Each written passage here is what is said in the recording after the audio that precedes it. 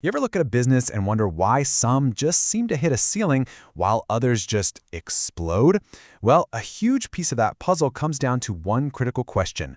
What is the right size for my business? Let's get into the science behind finding that perfect fit. It really is the classic Goldilocks problem, isn't it? If you grow too fast, you risk burning out completely, but if you stay too small, you might never even get off the launch pad.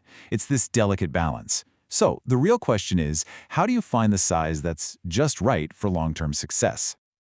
See, on one side of the coin, getting too big can swamp you with insane overhead costs and just slow, clunky inefficiency. But on the other side, staying too small leaves you totally exposed to your competitors and can lead to complete stagnation. Both paths are pretty dangerous, which is why we need a smarter way to think about this.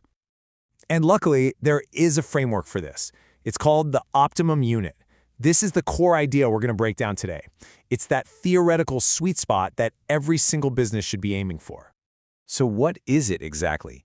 Well, an optimum business unit is the size where all your pieces, your people, your materials, your money, are working together in perfect harmony. The goal here is simple, but man, is it powerful. You want to get the absolute maximum output for the absolute minimum cost. You know, Professor Hewitt really nailed it with this quote. The optimum size isn't about being the biggest shark in the ocean. It's about being the most efficient. It's about finding that perfect size that lets you make your product at the lowest possible average cost.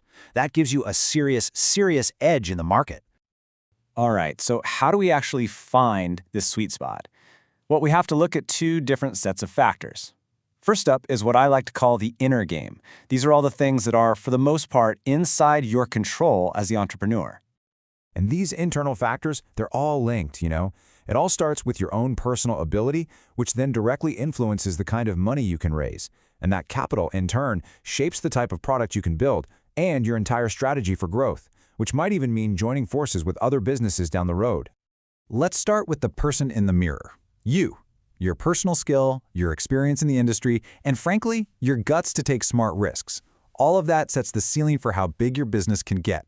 A really skilled leader can manage a much larger, more complex operation than a rookie can. That's why you've got to be brutally honest with yourself. Where are your strengths and where might you need help? It all starts right there. Next up, of course, is capital. Money.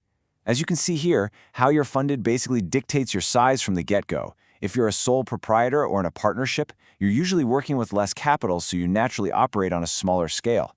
But then you have a company. Totally different ballgame. It can pull money from tons of investors, which lets it play on a much bigger field. Okay, so you've got your internal house in order, but that's only half the story. Now we have to look outward, at the forces you can't control, but you absolutely have to understand and, well, navigate if you want to win. We're talking about things like, how much do people actually want your product? How fierce is the competition? What are your shipping costs like? What kind of government red tape is there? And how easy is it to get the raw materials you need? You don't get to control these things, but trust me, they will control you if you ignore them. Now just look at this slide. It's a perfect illustration of how your product choice and transport costs play out. If you're making something that goes bad quickly, like ice cream, high shipping costs and the risk of spoilage mean your market has to be local, so your optimum size is small.